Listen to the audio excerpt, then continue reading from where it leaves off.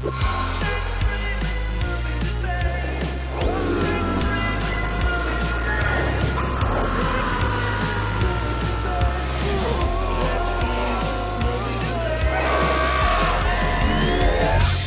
the Extremist Movie Debate, and tonight we're taking on 2017 Spider-Man Homecoming. I'm unpaid intern Jeff. I'm Ethan. One of us is going to love it, one of us is going to hate it. Let the coin decide their fate. I love it. I hate this damn movie, and hey guys, don't shoot webs in our face to stop us from talking. Spoilers are ahead. Actually, we're going to try to avoid spoilers for this one because we've got our friend Andrew who's going to moderate it for us because he's very nice. He doesn't want us to spoil the movie for him. Subtle spoilers are ahead. We'll try. Well, names, dates, and locations will all be changed. So, some would say it's not this movie at all. That seems misleading. All right, and this movie currently holds a 93% on Rotten Tomatoes. So, oh no, I forgot who hates it. Jeff. I hate it. Oh, Jeff, since you hate the movie, this first question is for you. Boom, let's do it. Libby Purves of the Daily Mail, really? Purves? Purves, yep. Says, for all the CGI jinx, Sweet pun. this is as much a high school movie as classic superhero stuff. Jeff, can you please elaborate on the pros and cons of mixing the superhero genre with the coming-of-age John Hughes type movie? You have 1 minute. I mean, that's fine. You can try to do that, but this movie didn't do that effectively whatsoever. We get small snippets of old P.D. Parker interacting with, like, school kids, and then just him being like, well, no, I'm Spider-Man. I'm going to go save the world. And, like, there's no point where you believe that there's any sort of conflict between his classmates and him. He's well liked by the group he's in, besides that guy from Dope and Grand Budapest Hotel who calls him a penis Parker. That's the extent of the drama between him and his classmates, whereas John Hughes movies actually have, like, conflicting characters not getting along and getting along, you know, learning to be buddies. This movie doesn't have that whatsoever. It's just Peter Parker living his life with one bully, so who cares? Who cares? All right. And, Ethan, you have 15 seconds to respond. 30 seconds. Is it 30? You wrote 15. Sorry. All right, so, yeah. You can say that it doesn't really matter that, oh, he's just got these really tiny things. He's just got one bully, no big deal. But this is a high school movie. This is a movie about a high school kid with a crush. It ends at homecoming. It is a teen comedy, drama, whatever you want to call it. It's a John Hughes-esque movie. And that's to its benefit. You've got essentially a movie that's about Peter Parker more than it's about Spider-Man. And even when Spider-Man is on screen, it's very much Peter Parker behind the mask and an emphasis on that kid. Shut up, Ethan. You were actually right. I read ahead. It was 15 or 30. I went up to the next one, which is Ann Jeff. You have 15 seconds to respond. Thank you, Andrew. I mean, yeah, you're trying to say it's John Hughes, but you're not saying anything about John Hughes movies other than it's a teen movie. Like, there's a lot of teen movies. There's Never Been Kissed. There's it's kind of a teen movie. There's so She's you named All one, That. Yeah. two. There's She's All That. There's anyway, like, those are movies with real characters going through real struggles. Okay. This movie's not that. All right, sorry. Your Andrew. 15 seconds is up. Ethan, the next question is for you. I have a 15. No, you have a final 15. I keep going ahead. So if you want to talk about whether we think John Hughes movies are good or bad, we can have that argument. But I'm just going to say they're good, and I think that works with this movie because it's important to understand the characters behind the mask more than it is to understand how good they can fight somebody. Man, see, you're great. You do it under, you do it over. I love it. All right, Ethan, this is time for real. This question is for you. Usually Ethan just doesn't shut up. Yeah. That's true. Accurate. Roger Moore of Movie Nation says, cute, nothing more. Can you please discuss how this movie will possibly better your life instead of just being another competent series of flashy images and well-timed jokes? You have 1 minute. Well, look, I think that it's important to have some escape. I think it's important to go to a movie because you want that fluff and you want that popcorn flick. There's nothing wrong with that at all. But do I think this movie will last beyond, 2 weeks of a general discussion? Yeah, probably, because it'll eventually hit DVD, and that's an important milestone in every movie's life. Everybody then will revisit it and talk about it for another 2 weeks. But more importantly, this movie has a whole lot going for it in terms of really the villain and how the villain, try not to spoil things, makes choices that are reasonable to the audience member, albeit to an extreme. And so when you get to a moment where, like, Peter Parker, everything is black and white, and that's because he's a naive teenager, he's like, hey man, you're doing this, you're doing X, and that makes you bad, obviously.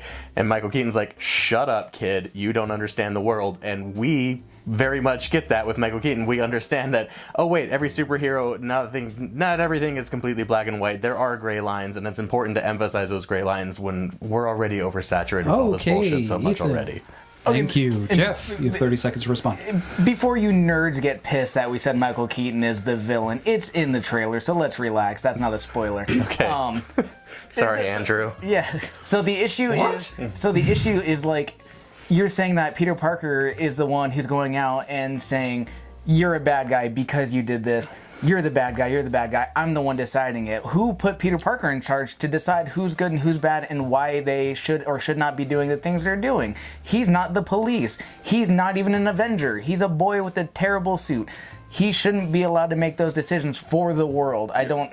Please stop talking, Jeff. Sorry. Red is written. Ethan, you have 15 seconds to respond. You're totally right. I agree with you completely. It seems weird that he should be judge, jury, and executioner, just like Judge Dredd. However, this movie goes out of its way to point out that he does make mistakes. In the very first montage of him doing small crimes, he attacks a guy who's actually just trying to break into his own car. The movie goes out of its way to say that he is imperfect. Imperfect. And Jeff, you have the final 15 seconds. Yeah, he's imperfect, so why are we celebrating the fact that he's going out and making the decision? Why are we giggling along and applauding when he's, like, accosting an old woman who's clearly just trying to, like, cross the street, and he's like, that's an apple, I saw you take it, and she's like, I'm old, like... That's not fun for anybody. That's just kind of shitty, and why should we be celebrating superheroes who do that? Okay, how about damn apples? Thank you, gentlemen.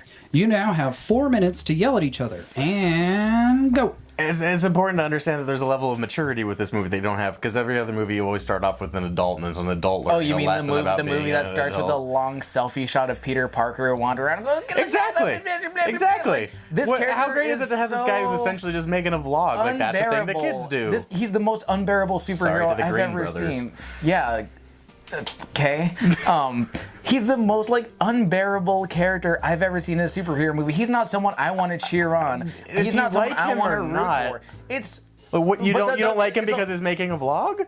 No, I don't like him because he's a dumb kid making dumb decisions, getting the city into more trouble than it needs to be. He's got right intentions, when the thing he has the best intentions. He doesn't want to hurt people. When they copied that scene from The Dark Knight happened, and the other guy tells him, I had it under control. That's why the FBI was there. It's like, this is the worst superhero ever. Why would any of us be okay having him in our city? Because to his credit, he didn't think that anybody had his back. He thought he was on his own. He saw a problem, and he knew that he could try to fix it. He didn't know if he could fix it, but he knew he could attempt to. Establishing that they have his back. What makes a hero? That's what makes a hero without the suit. Happy Hogan has his back. But he doesn't know that at the time. He does. Tony Stark has his back. Why else would Tony Stark give him a super spider suit? Because he wanted him to fight Captain America at an airport in Berlin. And then he could have... Berlin. I almost said Belgium. Shut up. You just made up a city because it sounded plausible. Thanks. But if that was the case and he only wanted him for this one moment, why didn't Tony Stark just take the Spider-Man suit back? Because that's a move Tony Stark would Because pull. he wants to see this kid progress, and he wants to see this kid come into his own. So someone does have his back, and so that's right? why that's why Tony Stark is constantly monitoring everything that he does, and we know that this is happening. It's so stupid. And if we want to talk about the whole John Hughes aspect of this movie, I always do. I love John Hughes. All right, so let's get into. So you keep saying, is it you or Joe who hates The Breakfast Club? It's Joe. Okay, great. I'm on the fence about it. Okay, that's okay. That's fair. It's iffy. All right, so you're saying this John Hughes-esque like emotional high school movie, but this movie isn't. Like I said, this movie literally has Ali Sheedy from The Breakfast Club in it. No, it doesn't. It does. Her name is Michelle. She's just Ali Sheedy. No, and her name is Liz, by the way. No, that's the wrong character, but, they're both black, so you did it. Oh, Michelle James. You crossed that line. Oh, Michelle James. Michelle James. Well, it's okay. Michelle Jennifer. Spoiler alert. MJ's in the movie. But not really. Yeah, she's kind of there. She's... But there's no if you want to talk about The Breakfast Club, you have all these different characters who have all these different aspects, and they start off hating each other, and then they kind of start to see they get along, and then they still start hating each other because, you know, Claire is a pretentious dick. She really is. Yeah, Bender's this Awesome. Emotionally like disturbed kid who lashes out at everyone. This movie doesn't have any of those. Peter Parker gets along with what's his friend's name? Ned. Yeah. He gets along with Ned great. He gets along with Liz great. He gets along with Michelle okay. Like, she's kind of an asshole to everybody, but then she's still like chummy because they're all like mathletes, and they're the best mathlete team in the country. So there's nothing. If we're talking about the premise he has a pretty solid life, other than Tony Revolori, whatever, calling him Penis Parker. His name is Lobby Boy. His name in this movie is Flash. He's Flash, and even he's a mathlete. So like they're still in the same group of friends. He's just kind of like, Penis Parker, that's a solid joke. I'm gonna run with that for high school. Like, there's no conflict in his life. Oh, like you never did anything dumb in high school at all? No. There's no conflict in Peter Parker's life at all. He doesn't need to have an immense... No. He doesn't need to overcome Bender or Claire or anything like that. He just needs to find out if he can take Liz to homecoming, and if he can try to hide his complete alter life from his aunt and his friends. So taking a girl to homecoming is his biggest, like, conflict and, like, biggest struggle? You don't think it's such a conflict to, like, hide that you are this great superhero that everybody... Like, even Lobby Boy loves that he loves Spider-Man, but hates Peter Parker, and that is in itself a conflict. Stop talking. Fair. Read is written. I'm going to point something out first because I think it needs to be said. What, you never did anything in high school? Jeff claims he never did anything stupid in high school. Commenters, please attack him because you know that's not true. None of you went to high school with me, nerds. What did you really think of the movie?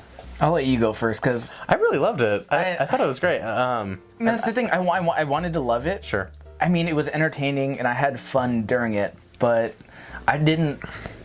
It was like it didn't really do anything for me. I guess like it was a good movie. Mm-hmm. Like I'll give it that. But you know, it was kind of like the problem I had with like Ant-Man. It was fun, but it was kind of just there for the sake of being there, I guess. And I mean, I'm sure people disagree, but that's pretty much where I stand on it. Yeah, Ant-Man is like one you could miss and you would be okay in the entire story. I have been. Yeah. But I have a hard time faulting Spider-Man for that because I think the issue is just Marvel is trying to tell too broad of a story so they can do so many movies. Mm-hmm. So they have to have movies like this that, you know, are borderline inconsequential because there's nothing in this that I don't think will lead to, you know, going into the next Avengers movie or Infinity Wars, other than the fact that Spider-Man is now a character we understand going into it. Well, and I'm sorry, go ahead, Andrew. Oh, I was going to cut you off, but you actually started to talk. I got a little bit. Yeah, I don't have any issue. Like, I don't really care that much about where the universe is going at all, the MCU, so much as I'm very done with superheroes at this point. So it's fun to watch something that I just wanted it to be just different enough to be refreshing, and it was. You know, because I like the superhero movies enough. I'm just so fucking bored with them. Yeah. And so to see something, you know, that has such great humor, has such a great rhythm, is so much more about Peter Parker than it is about Spider-Man. Like, that was really enjoyable. Then to watch it, you know, be less about can he kick this guy's ass and more about you're just a naive little child kind of thing. Like, that, have that be the emphasis of the movie is so much more interesting to me than, you know, can we get to this final battle scene and have a cool set piece. I felt like it was like kind of like the Lego movie of the Marvel universe at this point because it was just like joke, and I mean I wasn't totally on board with that. Like I understood why because it's a wisecracking teen, but still it's just like honestly for me the best part was seeing Donald Glover. He was good in it. Yes, he was great. Stanley was great. Yeah, I can't remember who else was in it. Was great. Yeah, Marissa Tomei, smoke show always. Be still my heart. No argument ever there. All right, guys, what would you rate it?